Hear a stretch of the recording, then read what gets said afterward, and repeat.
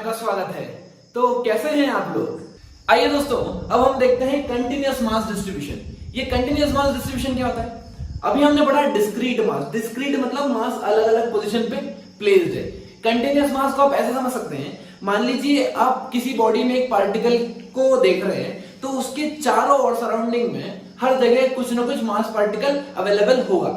ठीक है, आप बाउंड्रीज को एक्सक्लूड कर दीजिए, तो कोई भी एक पार्टिकल लेते हैं तो उसकी हर तरफ कोई ना कोई दूसरा मास पार्टिकल आपको मिल जाएगा। उस तरह की बॉडी को बोलते हैं कंटिन्यूअस मास डिस्ट्रीब्यूशन, राइट। अब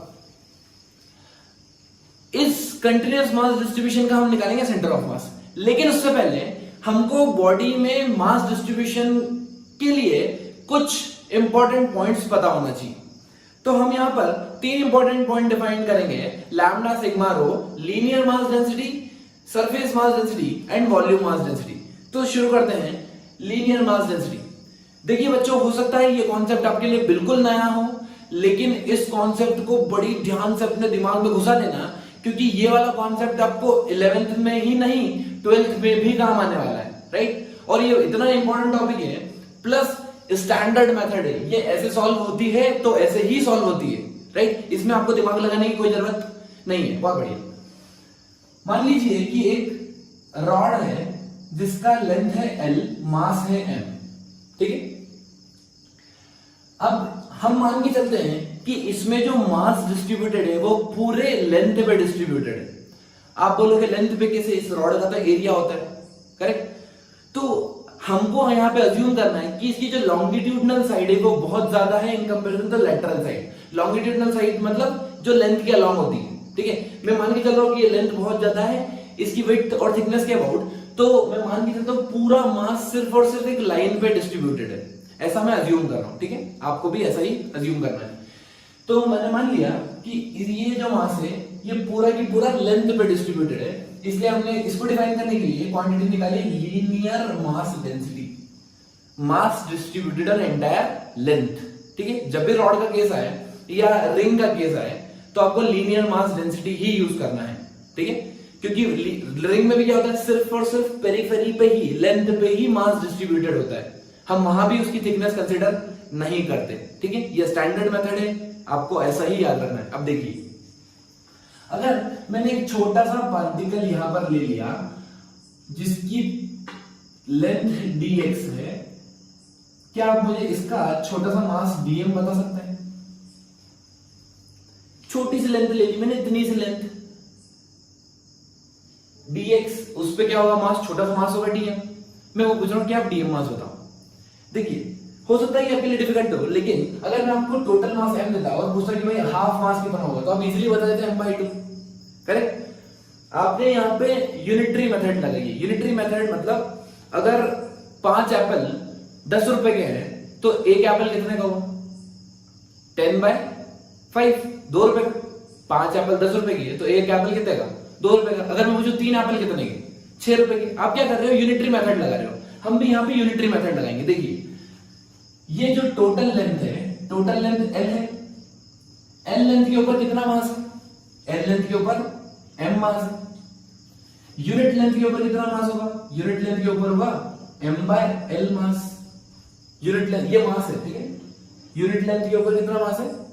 m/l। अगर मैं पूछूं dx लेंथ के ऊपर कितना मास है, तो dx लेंथ के ऊपर हुआ m/l into dx। Clear? 5 Apple 10 रुपए के, तो एक एप्पल 10/5, 2 रुपए। तो 3 Apple 10/5 into 3। Clear? Unitary method बहुत बढ़िया। तो ये जो मास आया है यही मेरा dm मास है। dm equal to m/l into dx। ये m/l एक स्टैंडर्ड क्वांटिटी मान लीजिए, इसको बोल देते हैं हम lambda. This is called as linear mass density. जब भी मास लेंथ के अलोंग डिस्ट्रीब्यूटेड हो, आपको लैम्डा इंटू उसकी छोटी सी लेंथ लिख दिया, काम खत्म। लैम्डा इंटू जो भी लेंथ है, काम खत्म। लैम्डा इंटू छोटी सी लेंथ, काम खत्म। इधर देखो, अगर मैं आपको बोलता कि लेंथ यहां से यहां तक लेता हूं, हाफ लेंथ लेता हूं, ठीक है, तो लैम्डा इंटू ये लेंथ कितनी है? L/2।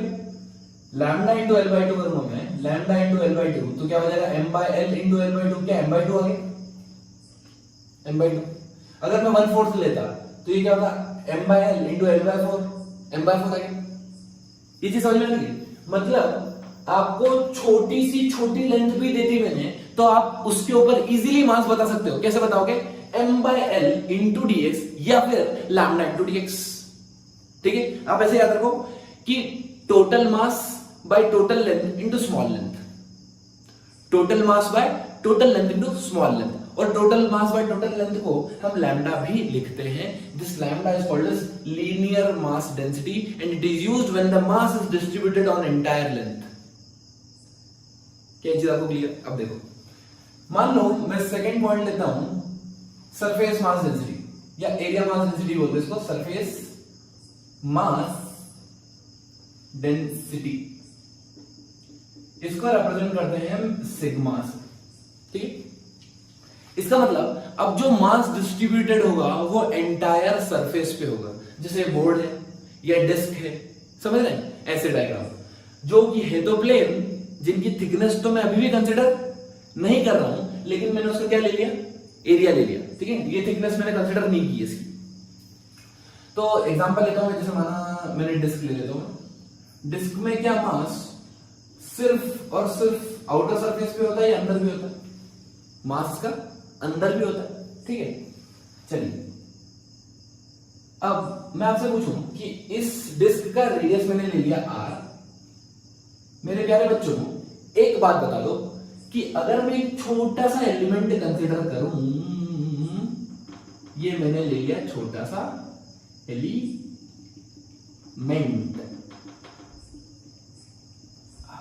बन गया एलिमेंट, बढ़िया, जिसकी लेंथ तो या रेडियस तो x है और जो थिकनेस है वो dx है। समझ रहे हैं? उस छोटे से एलिमेंट की उस डिस्क को मैंने क्या किया? रिंग में काट लिया। ठीक है, ऐसे छोटी छोटी छोटी छोटी रिंग काटी और रिंग को मैंने ऐड करते गया, छोटी छोटी रिंग को, तो मेरी डिस्क बन गई। क्लियर? चलिए अब मैं काम करता हूं कि इसका मास मान लेता हूं छोटू सा है dm। dm मास इसका इधर कंसीडर कर लेते हैं, dm मास। आपको क्या निकालना है? dm मास निकालना है। मैंने इनिशियली क्या मान रखा है? इसका मास कैपिटल M है और रेडियस कितनी है? r। ये बड़ी डिस्क की मास m है और रेडियस कितना है? r। चलिए अब क्या इस केस में जो यूज किया था यूनिटरी मेथड, वो इसमें भी यूज कर सकते हैं हम? बिल्कुल यूज कर सकते हैं। कैसे? यहां पे लेंथ भी डिस्ट्रीब्यूटेड है तो total mass by total length into small length, यहां पे एरिया भी डिस्ट्रीब्यूटेड है तो total mass by total area into small area. Correct? चलिए अब इसको मैं लिख दूंगा total mass by total area into small area. इसको मैं ऐसे लिख सकता हूं, total mass by total area into small area. अब स्मॉल एरिया निकालना मेरे लिए थोड़ा सा टफ है। कैसे? अगर मुझे इस शेडेड पार्ट का एरिया निकालना है, शेडेड पार्ट का एरिया निकालना है, तो क्या मैं ऐसा कर सकता हूं कि बाहर वाले का area, area of the outer circle minus area of the inner circle, area of the outer circle minus area of the inner circle, अगर दोनों का एरिया सब्ट्रैक्ट कर दिया तो क्या छोटू सा एरिया आ जाएगा? आ जाएगा, बिल्कुल आ जाएगा। बाहर वाले की रेडियस कितनी है? x प्लस dx और अंदर वाले की रेडियस कितनी है? x। करेक्ट? तो मैं लिख देता हूं pi x plus dx the whole square minus pi x square. यहां पे याद रखिए dx बहुत छोटू सा एलिमेंट है, dx बहुत छोटू सा एलिमेंट है, छोटू है ना, इतू। अब मैं इसको लिखता हूं pi x square plus pi dx square plus 2 pi x dx minus pi x square. मैंने a प्लस b का होल स्क्वायर लगा दिया और पाई का मल्टीप्लाई कर दिया, a square plus b square plus 2ab into pi, pi pi. ठीक, अब क्या हो गया? पाई स्क्वायर से पाई स्क्वायर कैंसिल। आपको ऐसा लग रहा है ये dx जो एलिमेंट है वो बहुत छोटा है। अगर कोई एलिमेंट छोटा है तो उसका स्क्वायर क्या होगा? स्क्वायर क्या होगा? छोटा होगा बड़ा? चलिए एक क्वेश्चन पूछता हूं, कोई नंबर है उसका स्क्वायर करने पे वो बढ़ता है घटता है? कुछ बच्चे बोलेंगे बढ़ता है, कुछ बच्चे बोलेंगे काइंड से, कुछ बच्चे बोलेंगे नॉट इन मूड टू से। तो क्या होता है, अगर एक नंबर 1 से बड़ा हो तो स्क्वायर करने पे बढ़ता है, जैसे 2 है, 4 है, 6 है, 8 है, कोई भी नंबर। लेकिन अगर नंबर 1 से छोटा है, जैसे 0.9 का स्क्वायर कर दो ना तो और छोटा हो जाएगा 0.81। 0.5 का स्क्वायर कर दूं मैं तो 0.25। मतलब 1 से छोटा नंबर है, तो स्क्वायर करने पे, क्यूब करने पे इवन छोटा हो जाता है वो, ठीक है, बढ़ता नहीं है। तो ये जो dx एलिमेंट है ये तो ऑलरेडी छोटा है एकदम, और उसको मैंने स्क्वायर कर दिया तो बहुत छोटा हो जाएगा। तो क्या मैं इसको ऑलमोस्ट 0 मान लूं कि यार इसके x के कंपैरिजन में तो dx का स्क्वायर बहुत छोटा है। तो मेरा dA कितना आ गया, मेरा dA आ गया 2 पाई x dx के एरिया को क्लियर, मेरा छोटा सा एरिया कितना आ गया 2 पाई x dx, ठीक है। तो ये तो वही हमारी मेथड नंबर 1, ये थी इजी। लेकिन हम हमेशा 2 मेथड देखते हैं, एक इजी और एक बहुत इजी। अब हम देखेंगे बहुत इजी मेथड। इतनी मेहनत क्यों करना है जब हमारे पास है दिमाग? इतनी मेहनत क्यों करना है जब हमारे पास है दिमाग? एक काम करते हैं, ये जो रिंग एलिमेंट दिख रहा है इसकी थिकनेस कितनी है बच्चों? रिंग एलिमेंट की थिकनेस ये मैं ये वाली थिकनेस कंसीडर नहीं कर रहा हूं ना, ये वाली रिंग एलिमेंट का ये जो साइड वाले दिख रहा है आपको, जो डिस्टेंस आउटर और इनर रेडियस पी की, ये थिकनेस कितनी dx, क्लियर, बहुत बढ़िया। अगर मैं इसको यहां से ब्रेक कर दूं और इसे स्ट्रेट कर दूं, क्या कर दूं मैं, ब्रेक करके स्ट्रेट कर दूं, तो ये जो लेंथ है ये क्या ऑलमोस्ट है ना, अप्रोक्सीमेट, क्या अंदर वाली लेंथ के पेरीमीटर हो जाएगी 2πx। मतलब अगर मैंने ब्रेक करके, अगर मैंने इसको ब्रेक करके सीधा कर दिया, ऐसे मैंने इसको ब्रेक करके क्या कर दिया, सीधा कर दिया। अगर मैंने इसको ब्रेक करके सीधा कर दिया तो इसकी जो थिकनेस हो जाएगी वो तो भैया हो जाएगी dx। हाँ भैया बिल्कुल क्लियर है भैया। और जो लेंथ है वो क्या, मैं अंदर वाला पेरीमीटर ले लूं क्योंकि dx बहुत छोटा है, तो मैं अंदर वाला पेरीमीटर ले लूं। तो पेरीमीटर कितना होता है 2πx, तो ये हो गया 2πx। अब आपको एक एक रेक्टेंगुलर स्ट्रिप दिख रही है। अगर आपको रेक्टेंगुलर स्ट्रिप दिख रही है, रेक्टेंगल का area length into breadth 2πx into dx, तो क्या छोटा सा एरिया मेरा 2πx into dx आ गया, और वही तो हमारे यहां पे आया था। तो चीजें काफी आसान हो जाती है, बस आपको आपका नजरिया बदलना पड़ता है। कहते हैं ना, नजर बदलो नजारे बदल जाते हैं, बस यही करना है आपको। तो अब हम एलिमेंट कैसे लेंगे, ऐसे नहीं लेंगे, हम कट करेंगे, सीधा कर देंगे, खत्म, ठीक। चलिए, तो छोटा सा एरिया आया, वो आया मेरा 2π into x into dx। पाई ने पाई को मार दिया, मैं मान लीजिए कि मेरा ये आंसर आ गया m/πr²। अगर मैं कैंसिल ना भी करूं उसको, देखिए मैं क्या करता हूं, उसको m/πr² एज इट इज रहने देता हूं। क्यों? क्योंकि मैं एक नई टर्म डिफाइन कर दूंगा, total mass by total area. क्या अभी हमने पढ़ा है सिग्मा, हमेशा याद रखना, total mass by total area sigma होता है। तो ये हो जाएगा सिग्मा इनटू 2πx dx।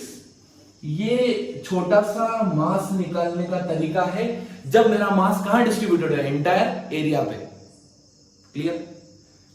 जब मास एंटायर लेंथ पे डिस्ट्रीब्यूट होता है तो हम लेते हैं लीनियर मास डेंसिटी, जब मास एंटायर एरिया पे डिस्ट्रीब्यूट होता है तो हम लेते हैं surface mass density, lambda sigma. Now I will define volume mass density. इसका मतलब इस बार मेरा मास पूरे वॉल्यूम में डिस्ट्रीब्यूटेड है, मेरा मास पूरे वॉल्यूम में डिस्ट्रीब्यूटेड है, राइट। जैसे फॉर एग्जांपल ले लीजिए आप सॉलिड सिलेंडर, सॉलिड कोन, एक सॉलिड स्फीयर ले लीजिए, राइट। अच्छा, अगर मैं हॉलो स्फीयर लूं तो हॉलो स्फीयर द केस जहां पर मास सिर्फ और सिर्फ आउटर सरफेस पे है, वहां हम सिग्मा यूज करते हैं, ठीक है। तो वो केस पुराना वाला केस था।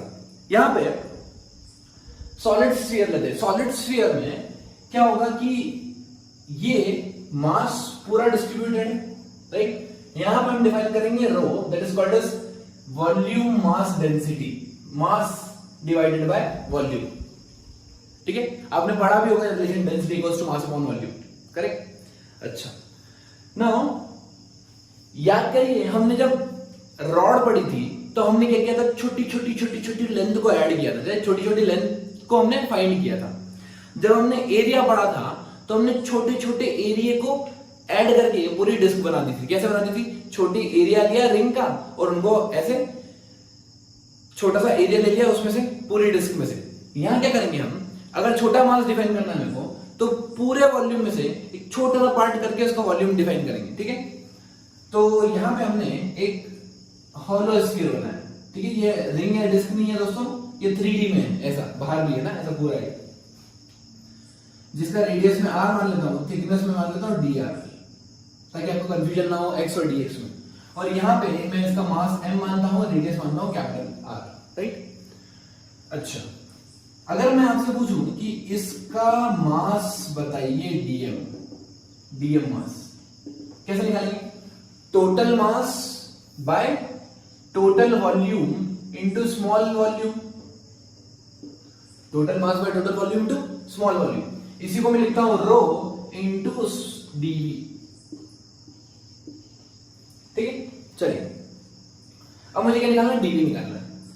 dv निकालने के लिए इसका वॉल्यूम निकालना। तो वॉल्यूम क्या होता है बेसिकली, आपको पता हो तो अगर मैं एरिया में थिकनेस का मल्टीप्लाई कर दूं तो वॉल्यूम आ जाता है, राइट। एरिया में अगर मैं थिकनेस का मल्टीप्लाई कर दूं तो क्या आ जाता है मेरा?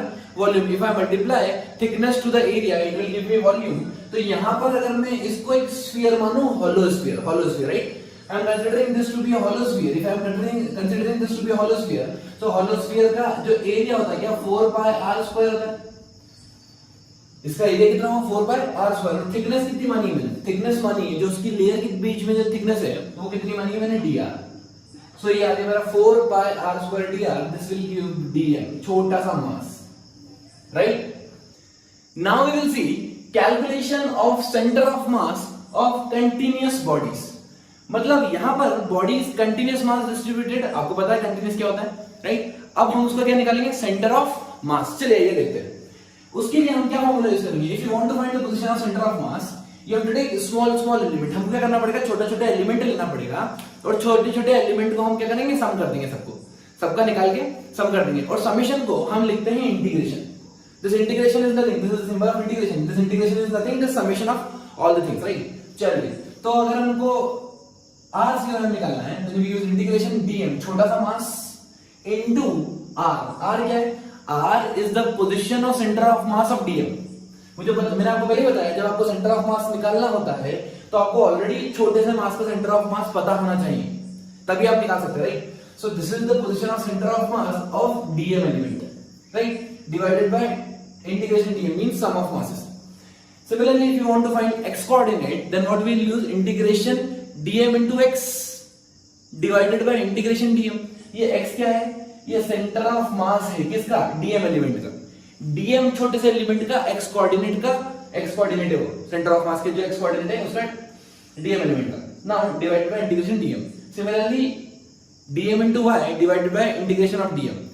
This is the center of mass, y coordinate of the center of mass of dm element, y coordinate of the center of mass of dm element। चलिए यहां पे हम लेते हैं केस 1 में हमें गिवन है you have to find the center of mass for uniform rod, ठीक। अब सबसे पहले मैं कंसीडर कर लेता हूं कि ये ओरिजिन है 0,0, right. Now at a distance x मैं एक छोटा सा एलिमेंट ले लेता हूं जिसका लेंथ dx होगा। लेंथ कितना होगा? dx। छोटा लेंथ कितना होगा? dx, right. इस एलिमेंट का कुछ मास होगा dm मास। क्या आप dm कैलकुलेट कर सकते हैं? हाँ, अभी हमने सीखा total mass by total length into small length, या फिर लैम्डा इनटू dx, एक ही चीज है। So I am writing total mass by total length into small length. ये इसका dm हो गया। चलिए, अगर मैं पूछूं कि इस कोऑर्डिनेट का, इस छोटे से मास का x कोऑर्डिनेट कितना है सेंटर ऑफ मास का, तो क्या ऑलमोस्ट यही पॉइंट हो, या मैं लिख दो x डिस्टेंस है। dm मास का अगर मैं सेंटर ऑफ मास पूछूं, dm मास का सेंटर ऑफ मास की पोजीशन पूछूं, तो क्या यहां से वो x ही तो है, करेक्ट, क्योंकि dm बहुत छोटा, एकदम पतला सा। So I can write here if you want to find the position of the centre of mass it is integration dm into x divided by integration dm, right। dm लिखा रखते हैं मैंने m by l into dx into x divided by integration m by l into dx, ठीक है। चलिए, अब सबसे पहला एलिमेंट कहां से कहां तक इंटीग्रेट करना है? We have to put the limits also. कहां से कहां तक इंटीग्रेट करना है? सबसे पहला एलिमेंट यहां पे लूंगा जिसकी पोजीशन क्या होगी? ऑलमोस्ट 0। और लास्ट पोजीशन क्या होगी? ये अगर मैं इसकी लेंथ l गिवन है तो यहाँ 0 से लेके कहां तक वेरी हो रहा है l तक, तो आपको कहां से कहां तक इंटीग्रेट करना पड़ेगा, फ्रॉम 0 टू l। क्या चीज क्लियर है? चलिए आओ, तो m by l कॉमन निकाल लेते हैं, m by l outside integration x dx divided by m by l outside integration dx, right. m by l के कैंसिल करते हैं, m by l, ये x dx का इंटीग्रेशन क्या होता है, x स्क्वायर बाय 2 और dx का इंटीग्रेशन x। अब आपको प्रॉपर लिमिट्स पुट करना है 0 टू l। जैसे आप लिमिट पुट करेंगे क्या आएगा मेरा आंसर, यहां आएगा l स्क्वायर बाय 2l, ये आएगा मेरा l बाय 2। इसका मतलब इस पूरे रॉड का सेंटर ऑफ मास कहां है, l बाय 2 पे। और ये तो आपको कॉमन सेंस से ही पता था कि अगर भाई कोई रॉड है और जो यूनिफॉर्म है, यूनिफॉर्म मतलब उसका मास हर जगह इवन है, तो उसका जो सेंटर ऑफ मास आएगा वो उसके सेंटर पे ही होगा। बट वो प्रॉब्लम कैसे चेंज कर सकते हैं, सपोज उन्होंने दे दिया कि मास वेरिएबल है, यहां मास कम है, यहां मास ज्यादा है, यहां मास ज्यादा है, यहां मास ज्यादा है, या उन्होंने दे दिया अपने को कि लैम्डा दे दिया, let's say lambda is varying as lambda naught into x, ठीक है। मतलब जैसे जैसे मेरा x कोऑर्डिनेट चेंज हो रहा है, मेरा मास बढ़ते जा रहा है, इस केस में centre of mass l by 2 पे नहीं आएगा, ठीक है। तब हमको क्या फॉर्मूला यूज करना पड़ेगा, we have to use x coordinate is nothing, it is integration dm into x divided by integration dm, right। dm की जगह क्या रखेंगे हम, lambda naught into dx, lambda into dx upon x into lambda dx, और lambda की जगह क्या रखेंगे आप, अब हम रखेंगे lambda naught x into x dx divided by lambda dx, right। हम ऐसे प्रॉब्लम्स करेंगे बाद में, बट अभी आपको मैं समझा रहा हूं कि अगर ऐसा प्रॉब्लम आ जाए तो आपको इस तरीके से उसे सॉल्व करना है, ठीक है। आइए दोस्तों, अब हम देखते हैं सेमी सर्कुलर रिंग का सेंटर ऑफ मास। अगर कंप्लीट रिंग दे देते हैं तो उसका सेंटर ऑफ मास सेंटर पे आता है, राइट। लेकिन हमें क्या दिया है, सेमी सर्कुलर रिंग। अब हम मानते हैं कि इसका मास m गिवन है, हमें रेडियस r गिवन है, राइट। थोड़ा सा हम कॉमन सेंस लगाएं तो हमें पता है कि इसका जो सेंटर ऑफ मास आएगा वो लगभग इधर कहीं आना चाहिए, इसके सेंटर पे थोड़ा ऊपर ऐसे, ठीक है। क्योंकि कंप्लीट होती है सेंटर पे आता, लेकिन नीचे का पार्ट हटा दिया मैंने तो वो थोड़ा ऊपर शिफ्ट हो जाएगा, नीचे का पार्ट हटा दिया मैंने तो वो थोड़ा ऊपर शिफ्ट हो जाएगा, right. It always shifts towards the heavier mass. चलिए, अच्छा, तो मैं काम करता हूं, इस पॉइंट को ओरिजिन कंसीडर कर लेता हूं 0,0, राइट। इसका मतलब मेरा जो भी आंसर आएगा सेंटर ऑफ मास का, उसका भी x कोऑर्डिनेट 0 होगा, सिर्फ और सिर्फ y कोऑर्डिनेट ही आएगा। तो मुझे एक ही कैलकुलेशन करना पड़ेगी, y कोऑर्डिनेट की। चलिए, एक काम करता हूं, मैं एट एन एंगल थीटा एक बहुत छोटा एलिमेंट ले लेता हूं जो एंगल बना रहा है d थीटा, राइट। ये जो मैंने एलिमेंट लिया है, रिंग एलिमेंट, ये इसकी लेंथ कितनी मानी मैंने, यहां से यहां तक dx, छोटी सी लेंथ मानी dx, और ये एंगल थीटा है, रेडियस तो आपको पता ही है r है, राइट। ये भी रेडियस कितनी होगी, r ही होगी। एक रिलेशन होता है आर्क लेंथ रेडियस और एंगल में, क्या पता है आपको, angle is equals to arc length by radius, arc length divided by radius,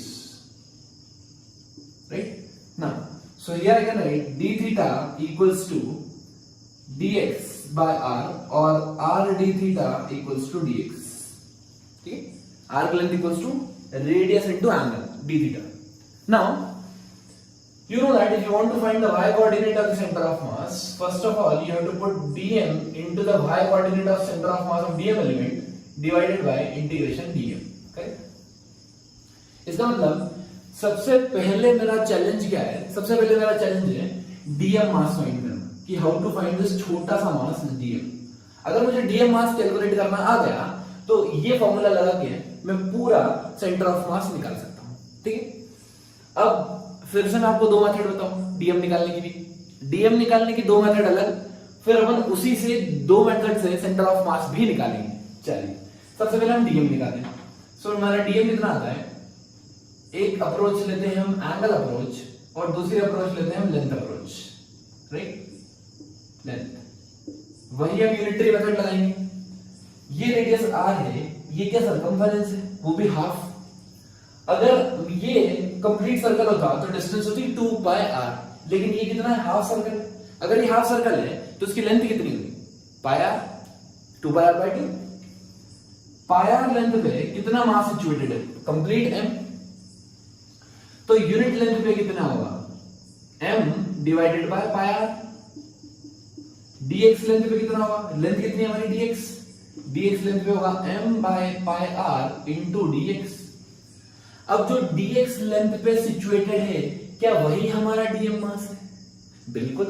इसका मतलब हमारे dm की वैल्यू आ गई, dm का मतलब डायरेक्ट मैसेज नहीं होता है, छोटा सा मास होता है dm, ये हो जाएगा m divided by pi into r into dx, ये आया हमारा dm मास, ठीक है। अब एक अप्रोच लेते हैं, एंगल अप्रोच। उसके लेने के पहले हमेशा एक चीज याद रखना, फिजिक्स में we never take the angle in degree, we always take the angle in radians, we always take the angle in radians, ठीक है। चलिए, तो यहां से यहां तक अगर मैं कंप्लीट सर्कल की बात करूं तो वो बनाता है 2 पाई रेडियंस। अगर मैं सेमी सर्कल की बात करूं तो वो बनाता है पाई रेडियंस। क्या चीज क्लियर है आपको, बहुत बढ़िया। इसका मतलब पाई रेडियंस के ऊपर कितना मास सिचुएटेड है, ये एंगुलर मेथड यूज कर रहा हूं मैं देख रहा हूं सिर्फ एंगुलर टर्म्स में। यहां से यहां तक पाई लेंथ है और पाई लेंथ के ऊपर कितना मास है, पाई लेंथ के ऊपर m मास है, तो यूनिट लेंथ पे कितना होगा, यूनिट एंगल पे m बाय पाई। ये जो मेरा dx एलिमेंट है या ये जो मेरा dm मास है, ये कितना एंगल पे सिचुएटेड है, d theta. d theta angle पे जो मास प्रेजेंट है वो dm है, तो क्या मैं ऐसे लिख लूं, d थीटा एंगल पे जो मास प्रेजेंट है वो है m by pi into d theta, तो मेरा dm यहां से आ गया m by pi into d theta. यहां से आया dm m by pi into d theta, यहां से आया m by pi r into dx। क्या ये दोनों सेम है, दो अलग अलग मेथड से आंसर क्या आना चाहिए, सेम ही है भाई। dx equals to r d theta हमने डिराइव किया, तो क्या मैं dx की जगह r d थीटा रख दूं, m by pi r into r d theta, r ने r को मार्क दिया m by pi d theta, hence proved. हमने यहां पर क्या फाइंड किया, बेसिकली हमने यहां पे dm फाइंड किया है, लेकिन हमारा मेन एम dm फाइंड करना नहीं है, हमारा मेन एम फाइंड करना है YCOM, राइट। तो पहले आप ये dm कॉपी कर लीजिए, फिर हम निकालते हैं YCOM, राइट। अब देखिएगा, YCOM निकालने के लिए हमें पहली बात तो dm का y कोऑर्डिनेट चाहिए। dm का ये देखिए, ये dm मास है, ये इसका x कोऑर्डिनेट होगा और ये इसका y कोऑर्डिनेट होगा, this will be the y coordinate. क्या ये चीज आपको क्लियर, ये लेंथ r है, ये थीटा है, तो ये r cos थीटा और ये r sin थीटा होगा, क्लियर। इसका मतलब जो dm मास था, dm मास का जो y कोऑर्डिनेट आया वो मेरा r sin थीटा आया है, करेक्ट। तो यहां पे मैं रखता हूं YCOM इक्वल्स टू dm की वैल्यू है m by pi d theta into r sin theta का integration divided by m by pi d theta, ठीक है। अब बताइए लिमिट कहां से कहां तक पुट करना है। यहां पे हमने जो वेरिएबल लिया है वो क्या लिया है, एंगल, थीटा वेरिएबल लिया है, मेरा थीटा चेंज हो रहा है, देखिए। तो मैं यहां से स्टार्ट करता हूं, जैसे मैं यहां से स्टार्ट करूंगा, जो सबसे पहला एलिमेंट आएगा, छोटा सा एलिमेंट, वो कितना एंगल बना रहा होगा, 0। फिर धीरे धीरे धीरे धीरे ये एंगल बढ़ता बढ़ता बढ़ता यहाँ 90 हो गया, मतलब 90 लिखेंगे हम पाई बाय 2 रखेंगे, फिर यहां तक वो आ जाएगा।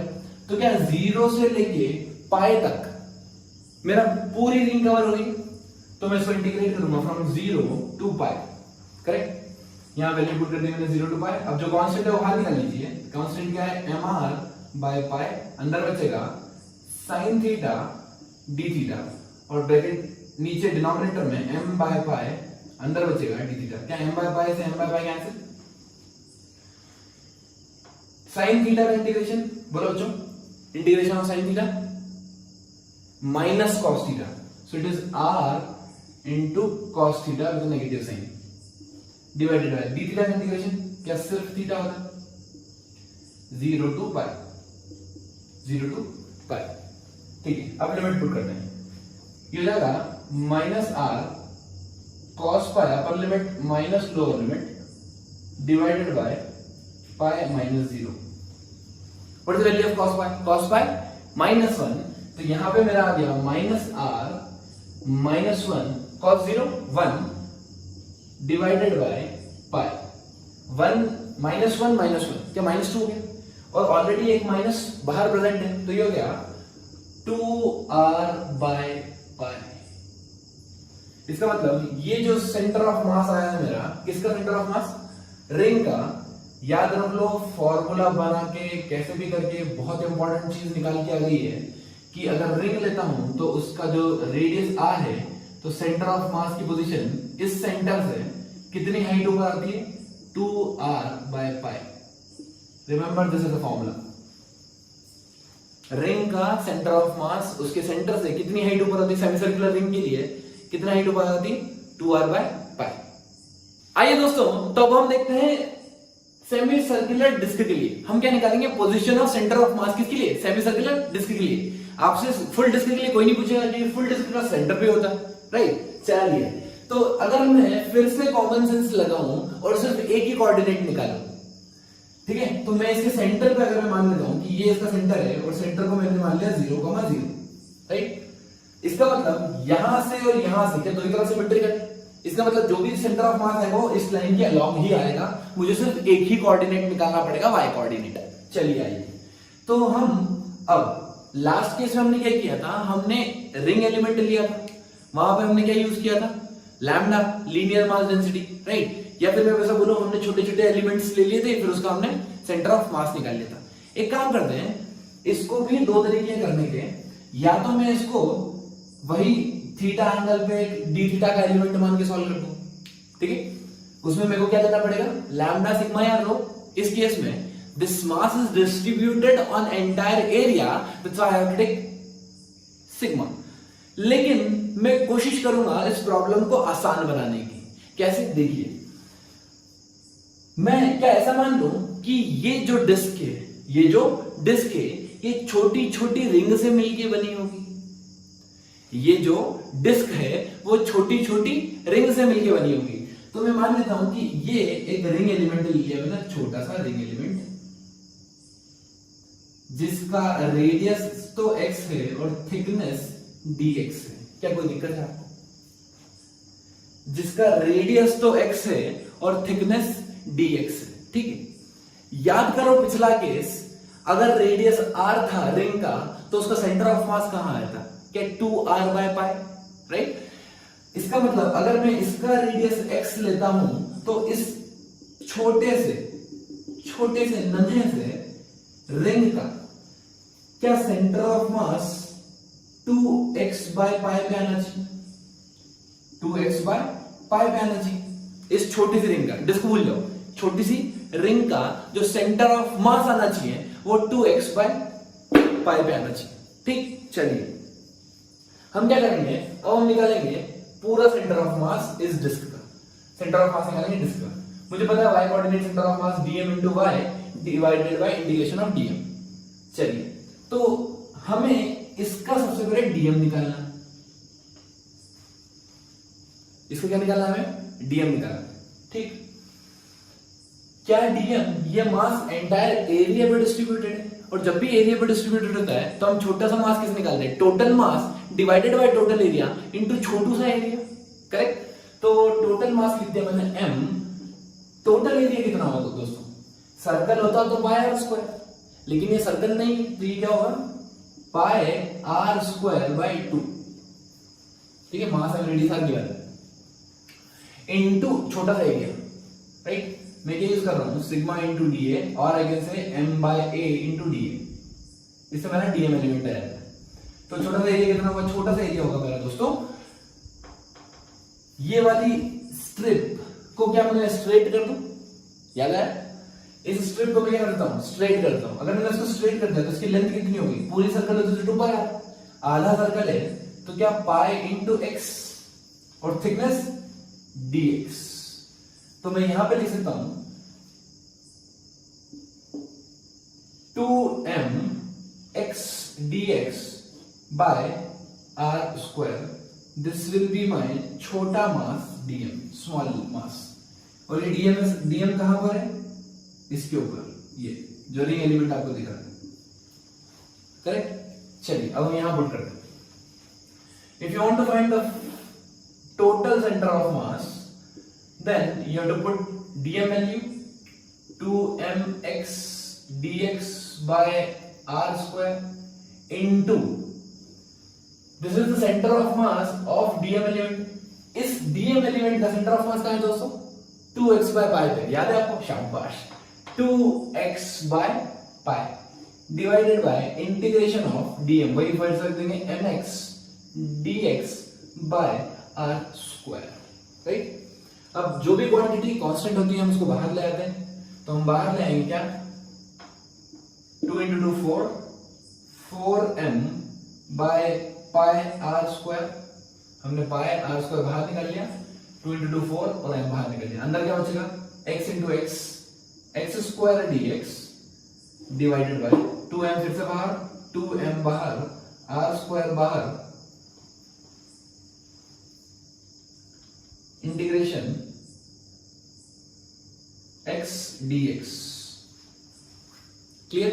चलिए, सो यहां से m बाय आर स्क्वायर से m by r square cancel, इस 2 से ये 2 हो जाएगा, तो क्या बचा मेरा बाहर? 2 बाय पाई x का इंटीग्रेशन, x स्क्वायर का integration x to the power 2 plus 1 divided by 2 plus 1, मतलब क्या ये x क्यूब बाय 3 होगा, राइट। और ये हो जाएगा x स्क्वायर बाय 2। लिमिट कहां से कहां तक पुट करेंगे दोस्तों? अब देखिए, सबसे छोटी रिंग एलिमेंट क्या जीरो रेडियस की होगी? यहां से स्टार्ट करूंगा, इस रिंग एलिमेंट को बढ़ाते बढ़ाते बढ़ाते बढ़ाते बढ़ाते बढ़ाते बढ़ाते बढ़ाते कि यहां तक पहुंच जाऊंगा, जब उस रिंग की रेडियस कितनी हो जाएगी? टोटल डिस्क की रेडियस के बराबर। इसका मतलब मैं इंटीग्रेट करूंगा 0 to r 0 to r 0 to r, तो यहां पे वैल्यू पुट करूंगा मैं, तो जाएगा 4r by 3 पाई। क्या दोस्तों ये चीज क्लियर है आपको? आइए दोस्तों एक मेथड और देखते हैं सेमी सर्कुलर डिस्क का सेंटर ऑफ मास निकालने की। हम क्या करते हैं, जैसा हमने रिंग के केस में किया था, एक छोटा सा एलिमेंट ले लेते हैं एट एन एंगल थीटा, उसको बोल देते हैं कि ये सबटेंड कर रहा होगा डी थीटा एंगल, छोटा सा, राइट। ये एक ट्रायंगल बन चुका है हमारा, आप देख सकते हैं कि ये एक छोटा सा ट्रायंगल है जिसकी जो लेंथ ये वाली है या इसकी बेस बोलूं वो dx है। क्या ये चीज क्लियर है आपको? तो आपको एक चीज समझ नहीं आ रही होगी यहां से कि अगर मैं इसको एक ऑलमोस्ट एक ट्रायंगल मानूं, ध्यान से देखिएगा, अगर मैं इसको ऑलमोस्ट एक ट्रायंगल मानूं तो जो इसका सेंटर ऑफ मास होता है, राइट, क्या सेंटर ऑफ मास का सेंट्रोइड, मतलब यहां से टू यहां से अगर मैं डिस्टेंस r ली है तो ये डिस्टेंस 2r/3 होती है। क्या ये चीज आपको क्लियर है, राइट। सेंटर जो सेंट्रोइड होता है बेसिकली वो 2:3 की रेशियो में डिवाइड करता है, मतलब इस पॉइंट से शार्प एज से 2r/3 डिस्टेंस पे होगा, क्योंकि मुझे क्या करना पड़ता है, मुझे सेंटर ऑफ मास निकालना पड़ता है डीएम एलिमेंट का, छोटे से डीएम एलिमेंट का भी मुझे सेंटर ऑफ मास निकालना पड़ता है। इसलिए मैंने इसको बोल दिया कि ये सेंटर ऑफ मास है इसका, और ये एंगल सबटेंड कर रहा है थीटा, तो इसका x कोऑर्डिनेट हो जाएगा ये, और ये हो जाएगा इसका y coordinate, that is 2/3r sin theta. क्या ये चीज आपको क्लियर है कि इसका जो y कोऑर्डिनेट होगा ये वो होगा 2r/3 sin थीटा, राइट। अब हमने y निकाल लिया, हमने क्या निकाल लिया, y निकाल लिया कि what is the position of my DM mass, मेरे छोटे से डीएम मास की जो पोजीशन है y coordinate, y coordinate, vertical coordinate, right. क्योंकि मुझे पता है कि मेरा answer vertical coordinate y coordinate में ही आना है, तो मैं सिर्फ y कोऑर्डिनेट में ही इंटरेस्टेड हूं। नाउ दूसरा काम करना है, मेरे को डीएम निकालना है, ठीक है। डीएम कैसे निकालते हैं, आपको पता है कि ये एंटायर मास पूरे एरिया में डिस्ट्रीब्यूटेड है, तो हमें क्या यूज करना पड़ेगा, हमें यूज करना पड़ेगा total mass by total area into small area, right. Total mass क्या है, टोटल मास है m, टोटल एरिया क्या है πr²/2, और ये वाला जो एरिया है, एरिया ऑफ ट्रायंगल, अगर आपको पता हो तो half into base into height होगा। अगर हाइट यहाँ पे रेडियस के बराबर है तो मेरा छोटा सा एरिया आ जाएगा, ये बेस कितना है, बेसिकली बेस dx है, क्या dx को मैं r d थीटा लिख सकता हूँ, dx is equals to r d theta, तो मेरा एरिया लगेगा half into base into height, that is r square d theta by 2। Clear? So यहां पे मैं लिख देता हूं r square d theta by 2। Clear? r square by 2 से r स्क्वायर बाय 2 कैंसिल, हमारे पास बचा m by pi d theta, ये हमारा छोटा dm मास आ चुका है, राइट? अब इसको यहां सब्स्टिट्यूट करते हैं, जैसे ही हम सब्स्टिट्यूट करेंगे तो ये जाएगा m d theta by pi into what is y coordinate, y coordinate हमने निकाल चुका ऑलरेडी, 2r बाय 3 का sin theta component, 2r by 3 का sin थीटा वाला component divided by m d theta by pi. अब मुझे इंटीग्रेट करना है, देखिए ध्यान से, ये एलिमेंट मैंने थीटा एंगल को लिया, राइट? जो फर्स्ट एलिमेंट होगा वो छोटा सा एलिमेंट होगा, ये जो कितना एंगल सब्टेंड कर रहा होगा 0, और लास्ट वाला pi. We always take the angles in radian, ध्यान रखिए दोस्तों।